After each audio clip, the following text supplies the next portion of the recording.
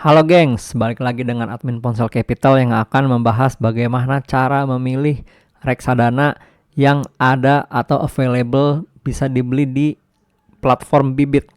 Jadi Bibit ini adalah marketplace reksadana ya. Jadi dia merupakan platform yang menyediakan atau menjual banyak sekali reksadana ya. Jenis reksadana banyak banget, dan saat ini saya akan mencoba membahas bagaimana cara memilih reksadana saham dan reksadana obligasi atau pendapatan tetap. Jadi hal-hal apa aja yang harus diperhatikan sebelum kita memilih reksadana yang apa yang akan kita beli. Jadi yang dijual di Bibit ini banyak banget ya. Jadi ada pasar uang, obligasi, saham, campuran yang berdasarkan syariah, dan reksadana USD dengan mata uang US dollar.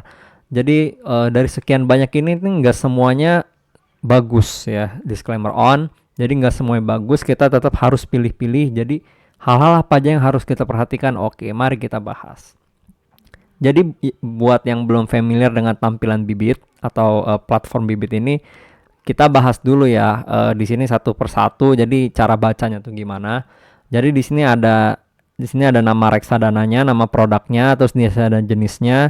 Di sini ada 1D, 1M, 3M, YTD dan seterusnya. Jadi yang dimaksud di sini nih 1D ini 1 day. Jadi ini return hariannya ya. Return harian itu seperti apa? Kalau M ini month 1 bulan, 3M ini 3 month 3 bulan. Year to date ini adalah jadi dari 1 Januari sampai per tanggal 6 Maret 2021 itu returnnya berapa? Jadi dari 1 Januari sampai tanggal sekarang, YTD, year to date ya. Terus 1Y ini 1 tahun. Nah ini jadi bedanya apa YTD sama 1Y? Jadi 1 year ini 1 tahun. Jadi sekarang tanggal berapa? 6 Maret 2021. Berarti 1 tahun adalah dari 6 Maret 2020 sampai 6 Maret 2021 returnnya seperti. Jadi ini beda ya. Kalau year to date ini hanya dari 1 Januari sampai tanggal sekarang. Kalau 1 year ini 1 tahun terhitung dari tanggal hari ini. Oke. Jadi mundur aja. Kalau 3Y 3 year sama. Jadi sekarang 6 Maret 2021 berarti dari 6 Maret 2018 ya kan. Sorry 2019, 2019, 20, 21 ya. Terus 5 year nih yang 5 tahun terakhir, 10 tahun terakhir. Oke. Nah, ini lanjut lagi last NAV. NAV itu jadi net asset value. Jadi ini kayak harga saham lah. Jadi ibaratnya ini harganya reksadana gitu. Jadi kalau yang kalian perhatikan tuh harga reksadana itu selalu dimulai dari 1.000 defaultnya. Jadi nilainya itu pasti start dari 1.000. Ketika reksadana meluncurkan produk ya, manajer investasi dia bikin produk reksadana, harga awalnya pasti 1.000, initial value-nya tuh 1.000. Artinya apa? Ketika dia sudah mencapai 58.000, berarti dia udah naik 58 kali. Simpelnya seperti itu, atau 5.800%. Jadi NAV itu kayak gitu bacanya. Nah, terus selanjutnya ini drawdown. Drawdown ini 1 year. Jadi ini seberapa besar tingkat penurunan reksadana dari harga pucuknya, dari harga tertingginya. Jadi ketika misalnya saya ambil contoh reksadana pernah ke harga 1.000 gitu, terus dia ternyata turun ke 6.600, berarti drawdownnya tuh 34% gitu. Jadi dia paling parah itu turunnya tuh 34% gitu. Nah, terus yang terakhir tuh AUM atau Asset Under Management. Jadi ini dana kelolaannya reksadana. Jadi yang harus diperhatikan itu yang pertama itu kalian lihat AUM-nya. AUM-nya itu besar atau kecil. Jadi AUM itu menandakan kalau reksadana itu sering disubscribe, sering dibeli sama orang. Jadi orang tuh percaya. Kalau misalnya AUM yang kecil-kecil gini, kita juga harus cek dulu dia itu reksadana baru rilis atau udah berbelasan tahun tapi AUM-nya masih segini-segini aja. Karena ketika orang redeem jualan reksadana itu aset under managementnya reksadana itu pasti turun juga. Jadi kalau misalnya reksadana itu jelek, sering rugi orang pasti jualan kan. Nah itu bisa juga menyebabkan aset under managementnya turun gitu. Orang tuh nggak seneng sama beli reksadananya. Tapi kalau AUM-nya terus-terusan tinggi meningkat setiap tahunnya, apalagi dia udah reksadana baru gitu kan, tapi AUM-nya sudah triliunan atau bahkan sudah mau mencapai triliunan kayak ya Sukor Syariah itu kan baru ya 2000, baru 3 atau 4 tahun saya ingat saya. Di sini ada Sukor Syariah, Sukor Invest Syariah Equity Fund. Ini salah satu top performers juga. Jadi ya bagus juga ya, ini disclaimer on sekali lagi. Walaupun dia baru 3 atau 4 tahun melantai dirilis oleh aset manajemennya Sukor Invest, dalam hal ini aset manajemen, tapi aset under managementnya naik signifikan, luar biasa memang Sukor. Kalau kita lihat ya fun fact sheet langsung. Nah, kita lihat nih Sukor Invest Syariah Equity ini jadi rilis 2013 ya. Berarti baru 8 tahun gitu. Baru 8 tahun tapi AUM-nya kita lihat di sini aset under managementnya tuh udah 500 M. Bayangin baru 8 tahun udah 500 miliar. Berarti kan kayak banyak banget gitu yang subset ini. Kalau kita bandingin sama ya sih apa ya, nggak mau nyebut merek. Jadi sini banyak gitu loh teman-temannya yang mungkin juga baru rilis gitu apa reksadana, cuman belum sebesar si Sukor Syariah Equity Fund. Jadi luar biasa memang, dan situ juga menandakan kalau orang-orang tuh percaya dengan manajer investasi Sukor gitu. Nah, jadi yang harus diperhatikan tuh pertama aset under management ya. Terus bagi kalian kedua, kalau kalian senang investasi di reksadana saham, hal yang harus diperhatikan juga berikutnya adalah drawdown. Jadi ini adalah tingkat penurunan terparah dari harga puncaknya. Jadi kalau misalnya reksadana itu terus-terusan naik terus all time high, terus tiba-tiba dia koreksi. Nah, ini adalah koreksi terparahnya selama 1 tahun. Jadi selama 1 tahun tuh dia turun paling dalam tuh 34%, ada yang 38% gitu kan. Nah, semakin kecil koreksinya maka semakin menarik ya bagi investor yang risk averse. Tapi harus dilihat dulu ini koreksi drawdown 1 year ini dia performa 1 year seperti apa, karena ini not available NA, jadi ya kita nggak bisa bandingin dong ya gak? Kayak gini misalnya cara baca gini, drawdown 34% 1 tahun, terus kita bandingin dengan Manulife, dana saham kelas A ini Batavia ya, drawdownnya Manulife ini 38 ya kan, 38%.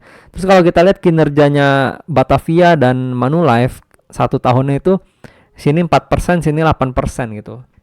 Nah, jadi di sini menandakan cara bacanya gimana. Kalau misalnya jadi wajar penurunan drawdownnya Manulife itu 38% karena dia 1 year-nya juga mencetak 8% lebih besar dari Batavia, high risk high return kembali lagi gitu. Jadi ya kalau misalnya menurut kami portofolionya Manulife ini cenderung lebih agresif dan memiliki beta di atas 1 dibanding IHSG dibandingkan dengan Batavia. Batavia ini cenderung pergerakannya mungkin agak-agak mirip dan menyerupai dengan IHSG, walaupun dua-duanya reksadana saham, tapi dari data-data ini kita bisa baca mana portofolio yang cenderung agresif dan mana portofolio yang cenderung konservatif. Menurut saya ini pemilihan portofolio ini ketika kalian sudah tahu mana yang agresif mana konservatif dalam reksadana saham, kalian juga harus sesuaikan dengan tujuan kalian investasi. Kalau misalnya tujuan kalian masih 10-15 tahun, maka menurut saya lebih pasnya pilih yang portofolionya konservatif ya. Jadi seperti ini di Batavia dana saham, walaupun drawdownnya dia cukup kecil dan return 1 year-nya masih kecil, tapi kita view-nya tuh tetap jangka panjang gitu. Kalau kita lihat 10 year ya kan, 10 year sekarang kita lihat tadi Manulife hanya 28% historisnya, kalah jauh dengan Batavia dana saham. Jadi wajar kalau misalnya NAV atau harganya juga mencerminkan Batavia sudah naik 5.800% atau 58 kali ya. Oke. Jadi kita langsung bahas aja, di sini ada reksadana saham yang saya favoritkan ya. Itu Batavia Dana Saham, tapi sebelum kita bahas RD-nya, kita bahas dulu teknik kenapa saya sangat suka dengan Batavia Dana Saham. Oke. Yang pertama karena AUM-nya jelas tertinggi, drawdown-nya juga tidak terlalu parah, walaupun enggak banyak ya yang di atasnya ini, cuman ya lebih parah dari 34% penurunan, tapi it's okay, masih dalam selera risiko kami ya. Terus NAV-nya ini juga mencerminkan bagaimana wakil manajer investasi itu mengelola dana masyarakatnya. Karena di sini kita ambil ya Manulife ya. Kita Manulife, kita sama-sama buka prospektusnya. Kalau nggak salah saya sudah buka prospektusnya Batavia ya. Terus kita buka prospektus Manulife. Kita langsung bandingkan aja head to head. Ya. Oke, selagi menunggu loading, saya coba bahas Batavia Dana Saham dulu. Jadi RD Saham Batavia ini rilisnya sejak 96 ya teman-teman. Sejak 96 dan mencatat record return 5.833,07%. Wow, itu luar biasa ya. Jadi kalau misalnya kita bandingkan di sini dia 996 ya, sekarang 2021, saya anggap 2020 karena sini 96-nya Desember ya. Jadi saya ambilnya 2020 biar lebih fair. Karena 2021 Desember belum. Itu sekitar 24 tahun N-nya. Ya, sekarang kita hitung CAGR-nya berapa sih pertumbuhan rata-ratanya. Dia mencatat record return itu 5.833 ya, 5833,07% ya bagi 100. Cara menghitung CAGR itu adalah, jadi kita cari dulu N-nya berapa, 24 ya, langsung dibagi 1/24. Nah, langsung kita dipangkatkan dengan ini. Oke, minus 1. Oke, luar biasa ya. Jadi bisa lihat in the long run selama 24 tahun CAGR-nya itu, CAGR reksadana Batavia Saham tuh 18,46%. Jadi CAGR itu pertumbuhan rata-rata. Jadi bukan tiap tahun dia naik 18,46, hanya rata-ratanya aja. Jadi kadang satu tahun mungkin dia cuma naiknya 7%, terus tahun kedua dia mungkin malah minus 5% gitu, ya kan? Terus tahun ketiga dia naik 8% gitu loh. Jadi ini rata-rata. Terus tahun keempat misalnya lagi bullish banget, misalnya dia naik 19% gitu kan, di rata-rata dia dapat 18,46 selama 24 tahun gitu loh. Jadi kadang ada yang tahun kelima mungkin dia bisa perform naik 52% gitu. Jadi ini mendapatkan rata-rata, dan menurut kami emang jangka panjang itu luar biasa ya. Kalau misalnya jadi benar-benar pengen merasakan yang namanya compound interest rate gitu loh, yang pengen merasakan bagaimana sih magically dana investasi kita bisa berlipat-lipat seperti yang dibahas di buku-buku manajemen keuangan atau buku-buku investasi. Itu caranya adalah kita dengan membeli reksadana saham atau saham yang kita senangi gitu. Jadi kalau misalnya kalian beli saham itu kan pasti ada rasa-rasa aduh pengen jual nih, aduh diliatin terus gitu. Kalau reksadana ini nggak berasa banget sih, nggak berasa. Jadi kayak kita beli aja tiap bulan beli terus gitu. Kita view-nya jangka panjang. Jadi udah lihat nih, sejak peluncuran 5.800%, trader mana yang bisa mencatat return seperti ini gitu loh. Mau trader secanggih apa juga selama 24 tahun gitu. Jadi dia rata-rata 18%. Ini trader mana yang bisa portofolio ya, saya nggak bilang ini cuman satu saham. Kalau satu saham, dua saham saya juga ada yang naik 100% gitu. Cuman overall portfolio saya ujung-ujungnya cuma naik 6%, 5% gitu. Karena apa? Ada yang rugi juga, ada yang unrealized loss gitu loh. Jadi ada satu saham naik saya 130%, saya sudah sempat jual. Tapi di satu sisi saya juga ada saham yang minus 22%, ada yang minusnya 11%, ada yang minusnya banyak minusnya gitu. Dan yang minus tuh bobotnya besar ya. Ini saya jujur-jujuran aja. Jadi overall portfolio saya cuma naik 7%. Jadi daripada kalian pusing-pusing trading saham, ujung-ujungnya cut loss terus, mendingan ya percayakan dengan MI. Karena saya MI juga, saya wakil manajer investasi juga, saya udah cek jeroannya, prospektus, ini oke banget. Nanti kita bahas kenapa dia oke. Sekarang kita bahas Manulife dulu ya. Jadi kenapa saya bahas Manulife? Karena saya pengen tahu perbandingannya dengan Batavia itu seperti apa. Oke, kita langsung cek fun fact sheet-nya. Belum ada yang Februari. Oke, jadi Manulife ini rilis 2013. Oke, ini jauh banget ya. Belum terlalu lama ternyata dia. Cuman bisa kita lihat nih. Jadi sejak diluncurkan tuh cuman 14%. Ini 8 tahun 14%. Aduh, ya gimana ya, belum bisa jadi acuan juga sih. Karena ya walaupun udah udah cukup lama ya, cuman kalau 14% mirip-mirip indeks ya agak kurang memuaskan gitu loh, ya kan. Jadi ya kenapa saya pilih Batavia, karena dia tuh udah lama, rilisnya 96, udah berpengalaman. Satu lagi ya, kita langsung bahas aja. Di sini ada laporan keuangannya. Jadi di sini kita langsung, kalau mau tahu jeroannya isinya reksadana sahamnya si Batavia itu apa tuh ya, kayak gini gitu loh. Ini nih 2019 ini. Sorry. 2019. Nah, ini. Jadi 2019 tuh ada sini portfolio efek yang ekuitas ya. Jadi kan reksadana saham tuh isinya nggak semuanya saham. Jadi ada pasar uangnya juga nih, kayak dijelasin di sini nih. Saham 94,5%, 5% ada pasar uang ya kan. Nah, ini top holdingnya sekarang udah Antam, ASI, BBCA, BMRI, BBNI, ada BRI, ada ICBP, Telkom, ada Tebik, UNVR. Nah, ini as of 28 Februari 2021. Sekarang kita lihatnya 2019, teman-teman ya. Jadi sepanjang 2020 itu belum rilis, karena itu belum laporan keuangan audited yang full year 2020 belum rilis. Jadi kita lihatnya ya yang 2019 dulu, yang nggak masalah ya. Kita langsung lihat 2019. Di sini top holdingnya masih BCA ya, masih BCA. Di sini nilai wajar fair value-nya tuh 581 miliar. Wow, dari dana kelolaannya total 5T, 5,3T dana kelolaannya. Dia punya 581 miliar atau bobotnya itu 9,52%. Jadi gini, yang harus diperhatikan reksadana itu adalah isinya keranjang-keranjang sahamnya. Jadi tuh banyak banget dari BCA sampai ke bawah nih si Surya Pertiwi ini, mungkin ada 30-an kali ya, ya mungkin ada 20 sampai 30-an isinya. Dari yang tertinggi BCA tahun 2019 Desember 9,52% sampai yang terendah itu Surya Pertiwi ini apa ya? Ya, ada Siloam juga Surya Pertiwi ini. Kurang tahu ini emiten apa. Itu bobotnya 0,01%.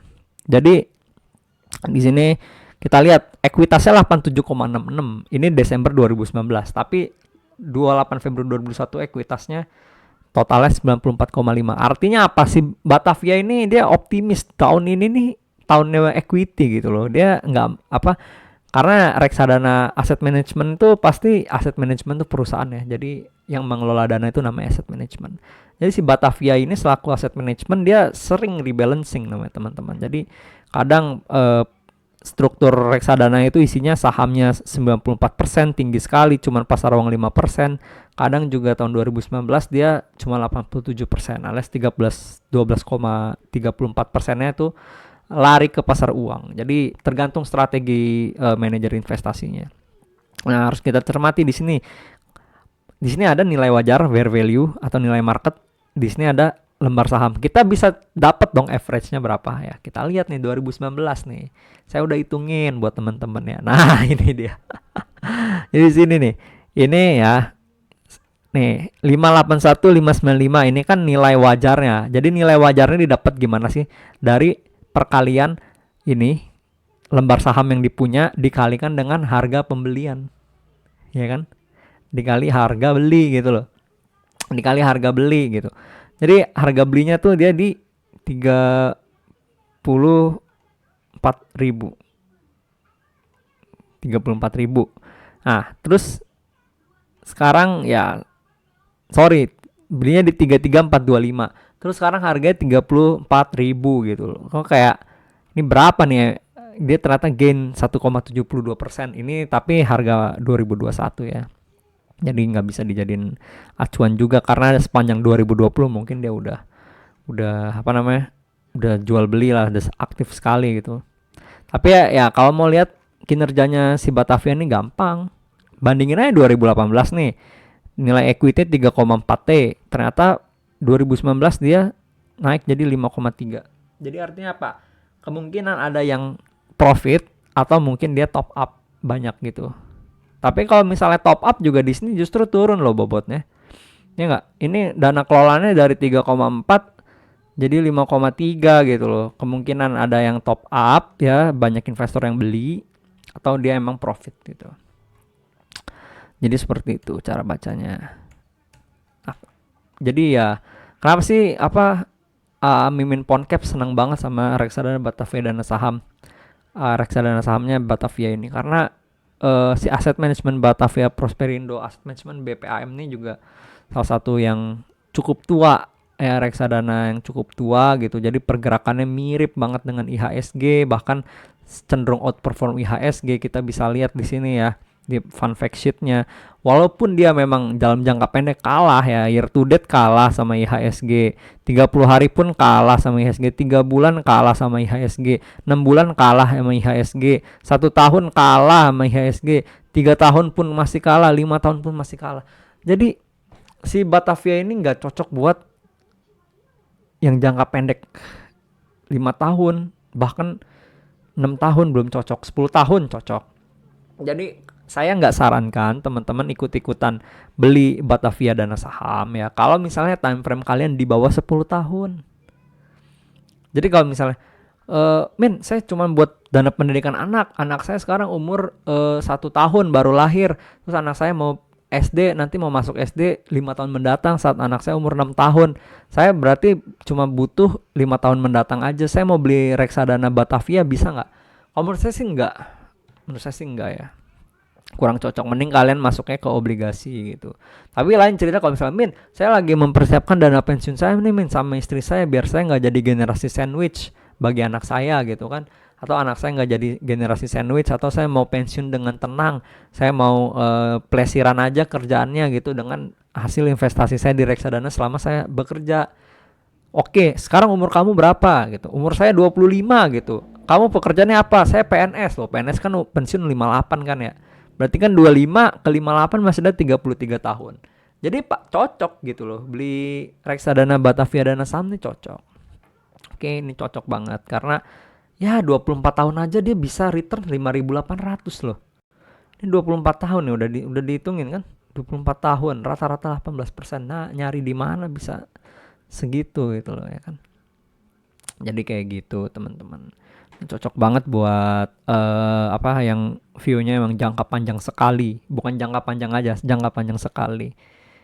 Nah, tapi buat teman-teman yang time frame-nya 5 tahun, 5 tahun atau kurang dari 10 tahun, jangan khawatir. Mimin tetap ngasih kalau mau akumulasi itu apa, ya kan? Mau beli yang mana. Nah, yang pertama tuh yang paling Mimin suka adalah dana mas stabil. Tapi ini sangat tidak mencerminkan pro retail ya, karena minimum pembeliannya 10 juta, luar biasa memang. Jadi minimum belinya tuh 10 juta si dana mas stabil ini. Tinggi banget, mahal banget. Kenapa admin suka? Jadi yang sekali lagi yang harus kita perhatikan pertama ini nih, AUM ya kan. Terus kedua ini drawdown. Ketiga ini last NAV. Ya ini sebenarnya enggak jadi cerminan juga, cuman buat tahu aja ini reksadana ini kapan rilisnya gitu kan, dan kinerjanya seperti apa. Pertama AUM ini udah paling tinggi, artinya apa? Orang tuh banyak beli, banyak subscribe ya kan. Nah itu satu, itu penting loh, reputasi itu penting. Kedua drawdown, teman-teman, ini obligasi ya teman-teman, pendapatan tetap ya, ini diperdagangkan loh, diperdagangkan di pasar sekunder. Artinya apa? Ada capital gain, ada capital loss. Jadi tapi drawdownnya tuh hanya 0,09%. Ini rendah banget teman-teman, luar biasa memang dana mas stabil ini. Saya salut sekali. Padahal isinya tuh lihat, isi holdingnya tuh ini nih tuh ada obligasi pemerintah. Ini FR ini kan diperdagangkan gitu di pasar sekunder. Sun ini kan diperdagangkan. Ada obligasinya PLN, ada ya ini antara obligasi atau MTN ya, medium term notes. Ada Sinarmas, Multifinance, Warm Finance, Indah Kiat. Ini luar biasa sih ya. Ini saya bisa bilang nih memang mantap, ada harga ada barang, emang dana mas stabil. Jadi memang ini pembeliannya sangat tinggi. Minimum 10 juta. Gila. Tapi ya kalau alternatif ya, kalau misalnya kalian nggak suka kurang masuk gitu ya budgetnya, bisa beli ini ABF Indonesia Bond Index Fund ya kan.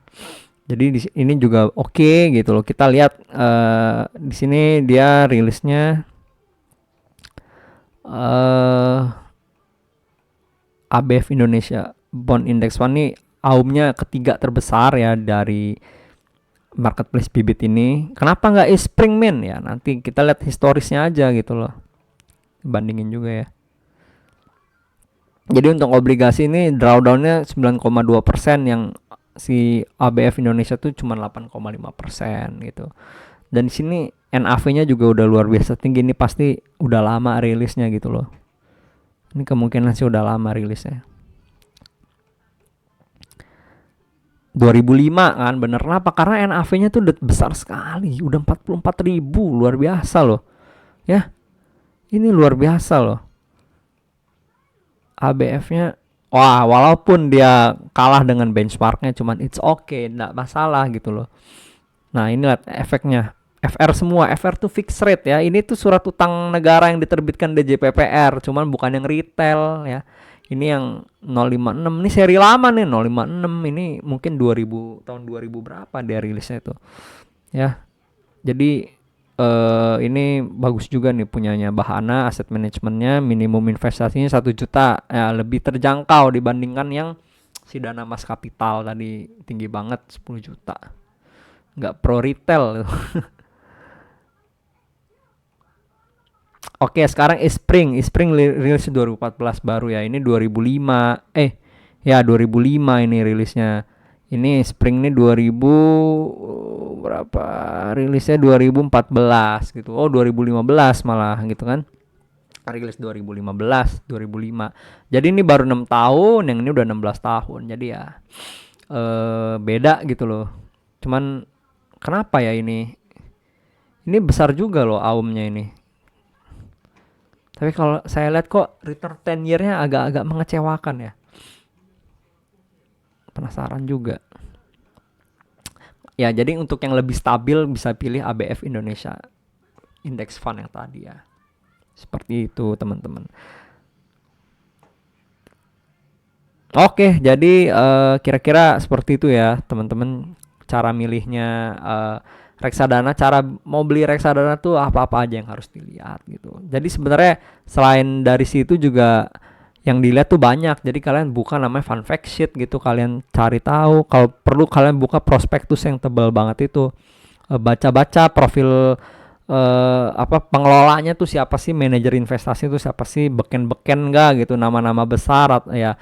Kalian bisa tahu itu mereka nama-nama besar atau enggak lihat dari kredensialnya atau dilihat dari background pendidikannya. Mungkin dia udah MBA, CFA gitu kan, FRM atau sertifikasi yang bisa menunjang pekerjaan dia, itu ya bisa dibilang cukup kredibel ya dan kompeten di bidangnya. Karena kredensial CFA, FRM, MBA itu nggak sembarang orang tuh bisa mendapatkannya dengan mudah gitu, karena memang sulit, apalagi MBA gitu kan, sekolahnya susah, masuknya aja tesnya susah juga gitu ya, mahal juga gitu kan. Jadi ya kalian cek dulu profil manajer investasinya seperti apa gitu. Oke, kira-kira seperti itu aja teman-teman cara memilih reksadana. Jadi kesimpulannya, reksadana yang kami favoritkan itu untuk saham tuh Batavia Prosperia Asset Management, itu perusahaannya, nama produknya itu Batavia, reksadana Batavia ya. Lalu bukan yang syariah. Lalu yang kedua itu untuk obligasi yang ABF Indonesia Fund. Semuanya bisa dibeli di Bibit teman-teman. Oke, jadi seperti itu aja penjelasannya. Terima kasih sudah menyimak. Semoga investasi kalian terus bertumbuh dan tetap profit. Oke, thank you.